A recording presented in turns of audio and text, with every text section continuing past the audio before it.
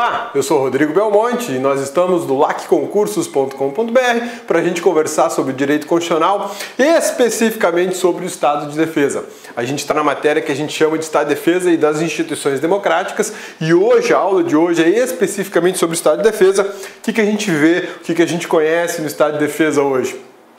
Os requisitos para decretar o Estado de Defesa. Na verdade, a gente vai estudar o conceito de Estado de Defesa, o conceito de defesa das instituições democráticas e aí os detalhes para se decretar o Estado de Defesa. Depois a gente vai ver na aula de Estado de Sítio quais são os detalhes e por aí vai. A gente vai desossando mais esse ponto do direito constitucional. Vamos lá? Preparado, meu amigão? Preparado, bonitona? Tudo certo? Bora! Olha lá! Do Estado de Defesa. Segundo a Constituição Federal, no artigo 136 da Constituição Federal, o presidente da República, não é o Senado, não é a Câmara, não é o STF, não é o governador, não é o prefeito. Só e tão somente o presidente da República. Essa é uma competência exclusiva do presidente da República, tá? O presidente da República, ouvido o Conselho da República, o Conselho de Defesa Nacional, pode decretar o Estado de Defesa. Então veja só, meu amigão, quem pode decretar o Estado de Defesa? Só e tão só o presidente da República. Estado de Defesa, quem decreta é presidente da República. Coloca isso no cabeção, cara. Não esqueça. O examinador vai querer dizer que o presidente do Supremo Tribunal Federal pode decretar o Estado de Defesa, que o presidente do Congresso Nacional, que o presidente do Senado, que o presidente da Câmara, que um governador pode decretar Estado de Defesa. Não pode. Essa é uma competência exclusiva. Sempre é o presidente da República. Sempre. Só. Então, só o presidente da República é que pode decretar o Estado de Defesa. Mas antes de decretar, olha lá, antes do decreto, ele tem que ouvir o Conselho da República e o Conselho de Defesa Nacional. Tá lembrado? Quando a gente estudou o Executivo, que a gente estudou a existência de dois conselhos, o Conselho da República e o Conselho de Defesa Nacional, eles têm a competência de se manifestar em caso de decreto de Estado de Defesa. Em caso de Estado de Defesa, depois de ouvir o Conselho da República e o Conselho de Defesa Nacional, o presidente da República pode decretar o Estado de Defesa. Uma informação importante aqui, tá? Bem importante.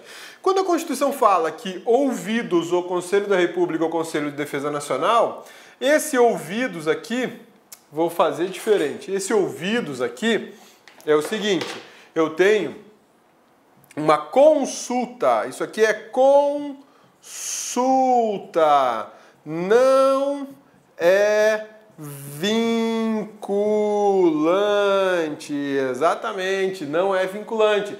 Porque o Conselho da República e o Conselho de Defesa Nacional podem dizer assim para o presidente da República, não decrete o Estado de Defesa. O presidente vai falar assim, vão procurar o caminhão que vocês caíram, porque eu vou decretar. Exatamente, ele não precisa se sujeitar à decisão do Conselho de Defesa e o Conselho da República, porque isso é uma mera consulta, é uma consulta que não é vinculante, ela é meramente uma consulta consultiva. Pronto, é isso que eu queria falar. Olha que pleonasmo lindo, né? O Cid que não me ouça, né? Professor Sidney. É uma consulta consultiva. Pronto, entendeu? Agora, achou, mano? Essa é a ideia. Quando você tem aqui ouvido o Conselho da República e Defesa Nacional, eu tenho uma mera consulta. É um aconselhamento, né? Não é uma decisão que vincula a posição do presidente da República. O Conselho pode falar assim, decrete o Estado de Defesa. E o presidente pode falar, não vou decretar, não quero, eu acho que não é o mais adequado. Tá? Finalidade do decreto de defesa. Para que presta um decreto de Estado de Defesa? Né? Preservar ou prontamente restabelecer em locais restritos e determinados a ordem pública, a paz social, ameaçadas por grave ou iminente instabilidade institucional ou atingidas por calamidades de grandes proporções da natureza. Perceba o seguinte aqui, O estado de defesa, para ser decretado, possui alguns requisitos. Primeiro deles, só o presidente da República que pode decretar, isso é uma competência exclusiva do presidente da República. Segundo, para poder decretar antes do decreto, ele tem que ouvir o Conselho da República e o Conselho de Defesa Nacional. E ele só pode decretar por uma finalidade específica: preservar ou restabelecer de imediato. Preservar ou restabelecer de imediato em locais restritos e determinados, não é em todo o país de forma geral. Eu posso eleger uma cidade, posso eleger um estado, posso eleger até mais de um estado. Mas eu não vou decretar o estado de defesa no Brasil inteiro. Por que não? Porque a Constituição só permite o decreto do estado de defesa em locais restritos e determinados. Eu não posso fazer uma determinação no Brasil inteiro do estado de defesa. Tá bom? E por que é que eu vou decretar? Para restabelecer ou para preservar a ordem pública ou a paz social, desde que elas estejam ameaçadas por grave ou iminente instabilidade institucional. O Brasil hoje vive um momento político delicadíssimo, né? Econômico, político, financeiro, delicado. A corrupção é infinita no Brasil, né? Se você quiser um conceito de corrupção infinita, é só pensar em Brasil. As instituições da República estão corroídas.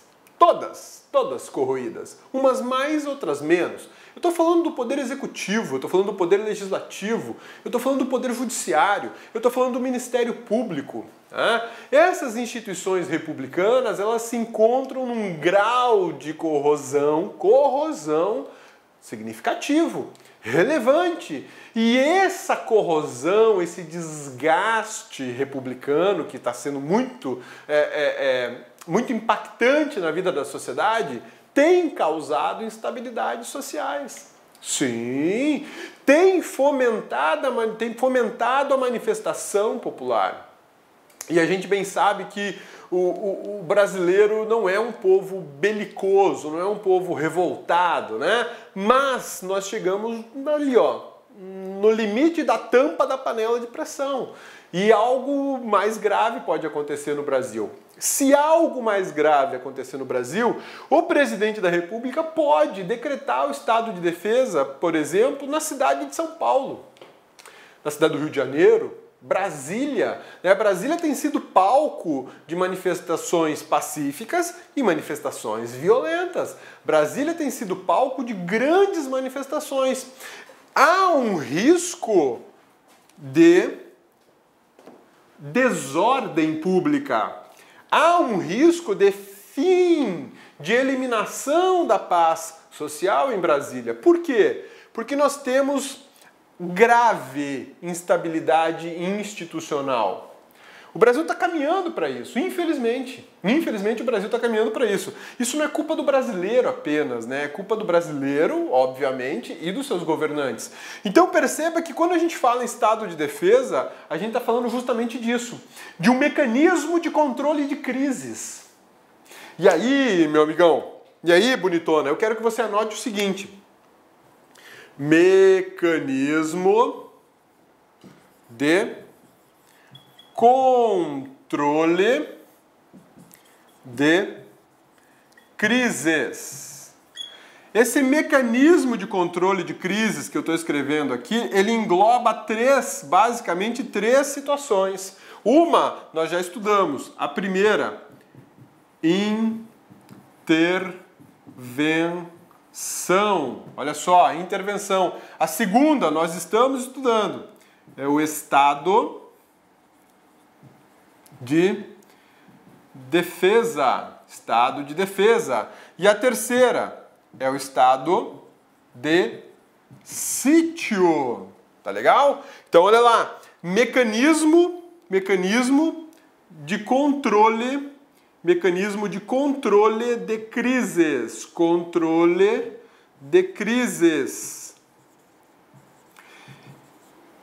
Quem é que criou esse nome? Professor José Afonso da Silva, um dos maiores constitucionalistas da história do Brasil, ainda vivo, salvo engano. né? Hoje ele está bem velhinho. E o professor José Afonso da Silva, ao estudar esses 3 institutos previstos na Constituição da República, ele deu o nome disso de controle de crises. Então, meu amigão, bonitona, quando você ouvir falar, ou quando você tomar conhecimento de que vão decretar estado de defesa, ou estado de sítio, ou a intervenção, é porque estamos nos utilizando de um sistema de controle de crises. Ontem eu ouvi no jornal, antes de vir aqui para Cuiabá, que o Procurador-Geral da República fez um pedido de intervenção em determinado segmento da atividade pública no Rio de Janeiro, no estado do Rio de Janeiro. E esse pedido de intervenção está no Supremo Tribunal Federal. Essa é o que a gente chama de ADIM interventiva. A gente estudou isso quando estudou intervenção e quando estudou controle de constitucionalidade. Ela também é chamada de representação interventiva. Tá? Tá acontecendo agora, nesse momento, no Rio de Janeiro. Então, grave esse nome, Mecanismo de Controle de Crises. Esse nome diz respeito a 3 ferramentas previstas na Constituição da República para, de alguma maneira, tentar limitar ou controlar crises institucionais. E quando eu tenho crises institucionais, é sinal que a gente está no fundo do poço. O último que foi embora apaga a luz. Tá bom? Belezinha? Sussa? Tranquilos? Então vamos lá. Estado de defesa pode ser decretado por quem? Presidente da República. Ele pode decretar a hora que ele quiser? Não, ele antes tem que ouvir o Conselho de Defesa Nacional e o Conselho da República.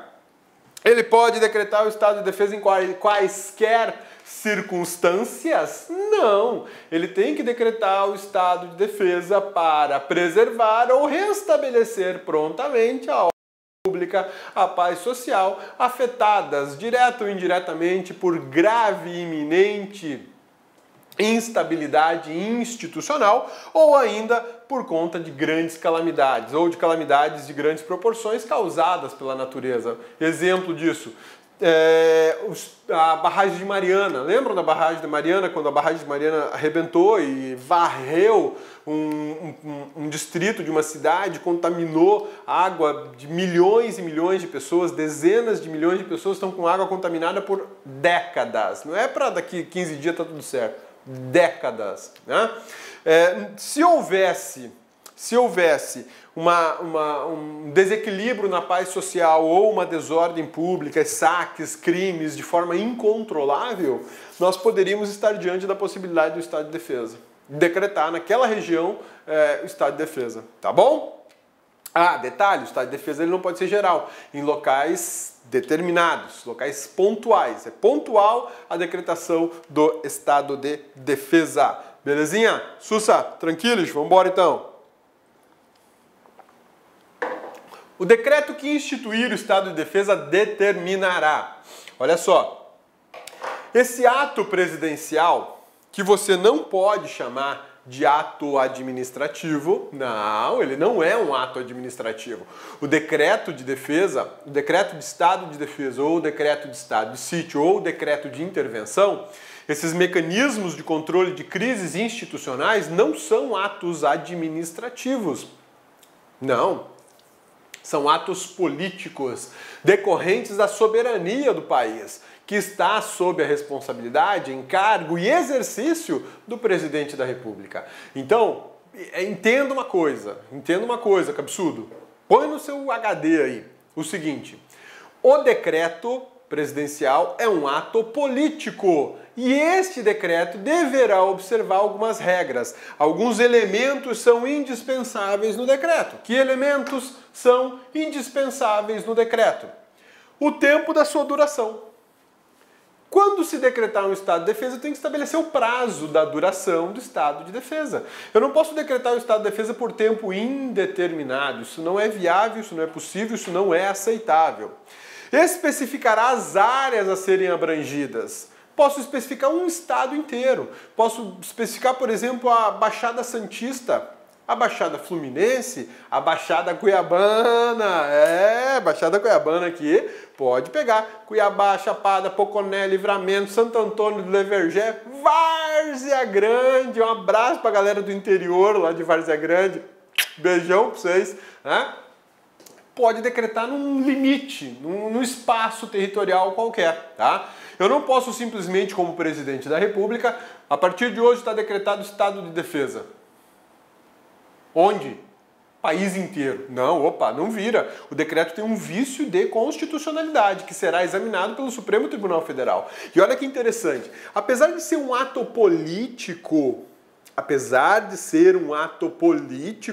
o Supremo Tribunal Federal não examina o mérito do ato político. Meu amigão, bonitona, Olá, meus amigos, minhas amigas, sou o professor Luiz Antônio de Carvalho e com muito prazer, muita satisfação, estou aqui para fazer um convite muito especial para você que está se preparando, que está estudando para o concurso da Polícia Militar do Estado de Minas Gerais 2018, claro, para o cargo de soldado combatente. Nós aqui da Lá Concursos, nós preparamos um curso super atualizado, super competitivo, ponto a ponto do edital, por apenas 10 parcelas de R$ 35. É isso mesmo, 10 parcelas de R$ 35 você vai ter esse super curso aqui na Lá Concurso. Esse vídeo que você assistiu é apenas um trecho, um pedacinho da aula, né, uma das aulas que nós temos para a galera. É uma aula demonstrativa para você conhecer a qualidade e a potência que são os nossos professores. Bacana, pessoal? Então espero vocês aqui na Lá Concursos. Um forte abraço, fique com Deus. Tchau, tchau. Clique lá.